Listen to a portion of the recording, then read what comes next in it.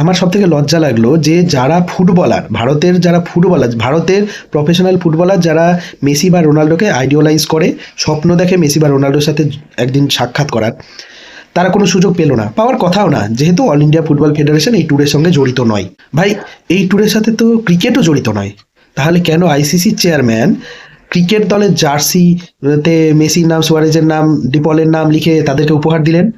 কেন ভারতীয় ক্রিকেট দলের সই সম্বলিত ক্রিকেট ব্যাট মেসিকে উপহার দিলেন? কেন আসন্ন টি-20 ওয়ার্ল্ড কাপের প্রথম টিকিটটা আমন্ত্রণমূলক টিকিট হিসেবে মেসিকে দিলেন? ভারতীয় ফুটবল তো জঘন্য, তলদেশে চলে গেছে। ক্রিকেটই তো সর্বগ্রাসী, সব খেলাকে গ্রাস করে ফেলেছে ভারতীয় ক্রিকেট। আমার ক্রিকেটের প্রতি কোনো ক্ষোভ নেই, কিন্তু এটা তো ফ্যাক্ট। তারপরেও তাদের পেট ভরছে না, মনে হচ্ছে আরও কিভাবে ক্রিকেটকে প্রমোট করা যায়।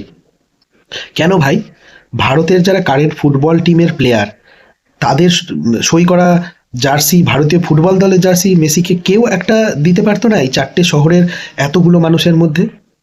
এই ব্যাপারটা নিয়ে কাউকে সমালোচনা করতে দেখবেন না, কারণ কলকাতা বাদ দিয়ে বাকি যে 3টে শহরে মেসি উন্মাদনা দেখা গেছে এবং সেখানে যারা মেসিকে দেখতে গেছে তাদের মধ্যে বেশিরভাগ লোক, আমি বলতে পারি, হলপ করে বলতে পারি, ভারতের কারেন্ট ফুটবল দলের সুনীল ছেত্রী বাদ দিয়ে 3টে ফুটবলারের নাম বলতে পারবে না। তারা ভারতীয় ফুটবল দেখে না, তারা বিশ্ব ফুটবলও দেখে না।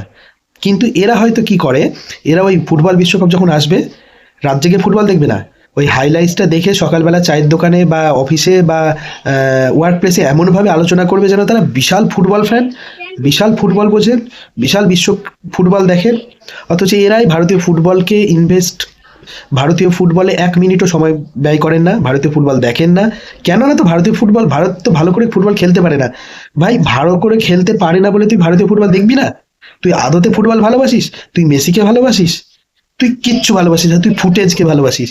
আমি মেসির গোট ট্যুরে গেছিলাম, এই কথা ফেসবুকে হলপ করে প্রচার করার জন্য তুই হায়দ্রাবাদ, দিল্লি, মুম্বাই গেছিস।